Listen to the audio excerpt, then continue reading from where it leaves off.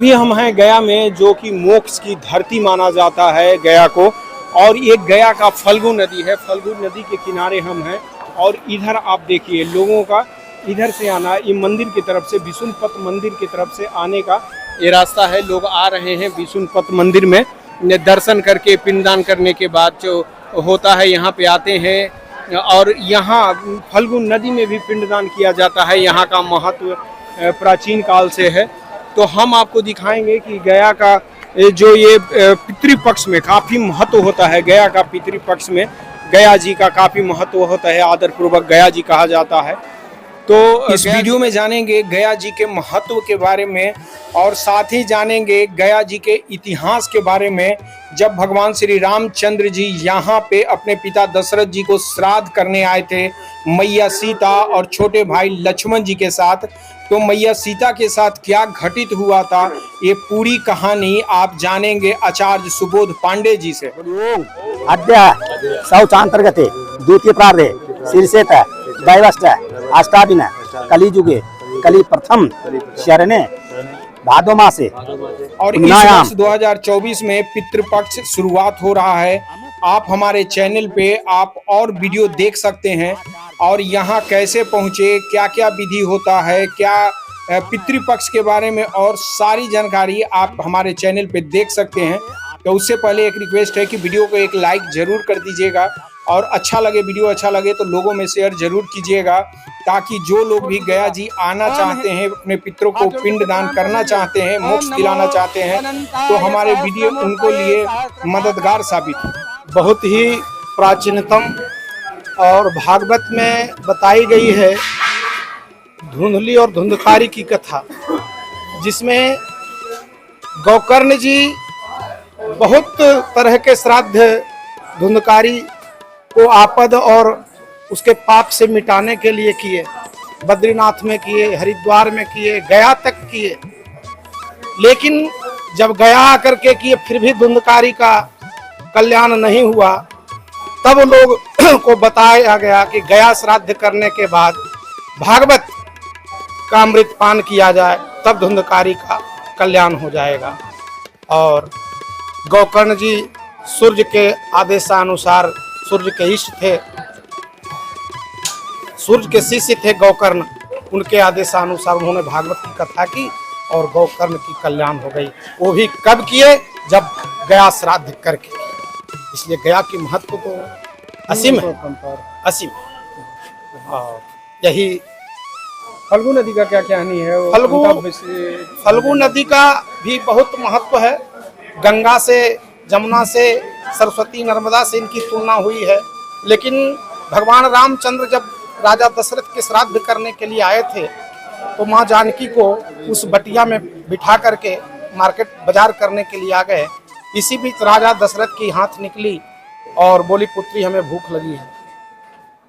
माँ जानकी बोली कि पिताजी आपके श्राद्ध के लिए ही गया तीर्थ में सामान लाने गए हैं, आएंगे तो आपकी भोजन की सारी व्यवस्था हम कर देंगे। उन्होंने जल्दीबाजी की। माँ जानकी बालू से खेल रही थी, गोला बना करके एक बच्चे की भांति। राजा दशरथ ने उस बालू को ही उठा लिया और पान कर लिया और बोले कि पुत्री हमारी तो सुधा मिट गई इसी से। अंततोगत्वा माँ जानकी कोई और नहीं थी, वह तो लक्ष्मी स्वरूपा थी। अपने रूप में आई और सारे सामान जितना दान, वस्त्र, अंग वस्त्र, स्वर्ण, चांदी, मुद्राएं, हाथी, गौ, जेवरात जितने करने थे सबों ने दान किया। उसी वक्त की कहानी है फल्गु का, कि फल्गु से पूछा गया, भगवान राम से बोली कि मैया जानकी कि मैंने तो श्राद्ध कर दिया इनकी, अब श्राद्ध करने की जरूरत नहीं है। लेकिन ब्राह्मण भी लोभ में पड़ गए, गौ भी लोभ में पड़ गई, फल्गु भी लोभ में पड़ गई कि जब माँ जानकी इतना दे सकती है तो प्रभु श्री राम कितना देंगे। और इस लोभ में पड़ जाने के कारण माँ फल्गु को भी श्राप मिला कि तुम में कभी जल नहीं होगी, और जल इसमें नहीं होते हैं, बरसात में ही होते हैं। लेकिन जब इन्होंने माँ जानकी को नतमस्तक हुई तो बोले कि ठीक है, जाओ, तुम्हें अंतर्वाहिनी गंगा प्रवाहित होगी, जहाँ भी बालू आप खोद दे पानी ही पानी मिलेगा। यही फल्गु की महत्व।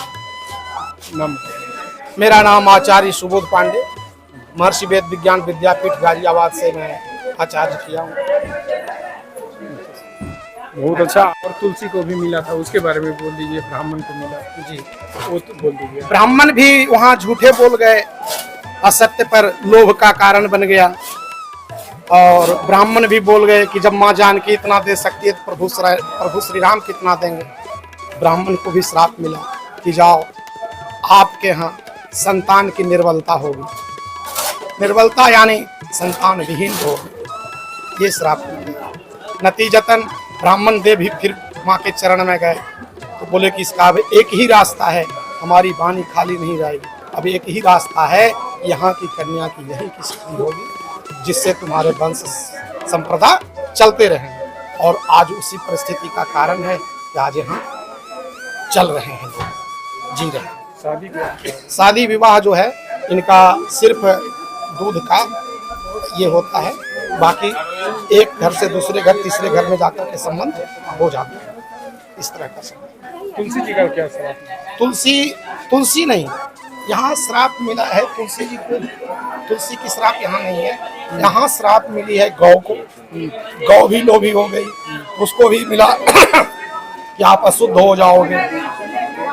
आए दिन अच्छे अच्छे भोजन का परित्याग करके भी मल विष्ठा का पान करोगे। लेकिन गौ भी जब इस श्राप को सुन करके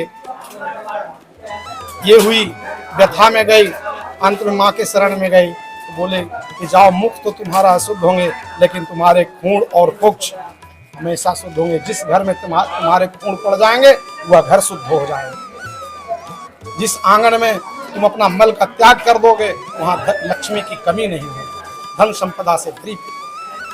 तुलसी के बारे में कहा जाता है कि यहीं पे श्राप की कहीं भी वो उपज जाएंगी, इस तरह से। नहीं, यहाँ की श्राप नहीं है, वो श्राप कहीं और की है, वो वृंदा की कथा से है। भागवत में जब जाएंगे तो वृंदा की कथा से है, वहां से है। शिवो भव प्रजाभ्या मानसी भ्यस्तमंगिरा माध्यावा पृथ्वी अभी सोच मंत्र।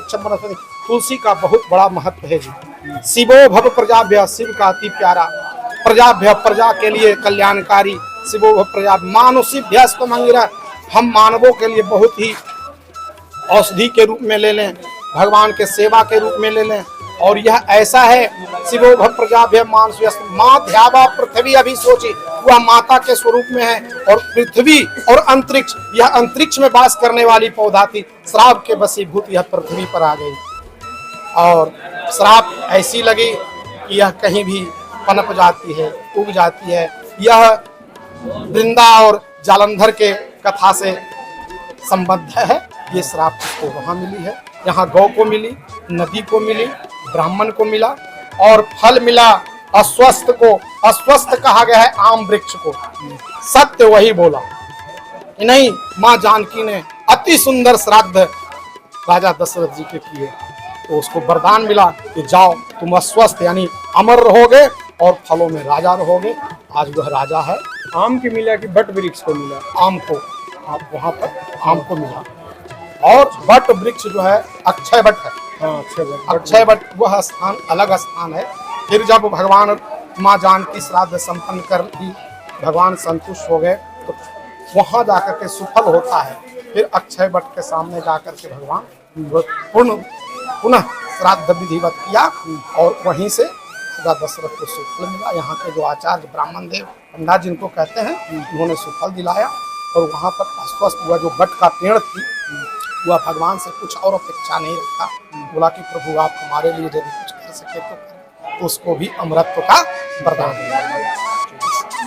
बहुत आप मतलब कहानियाँ तो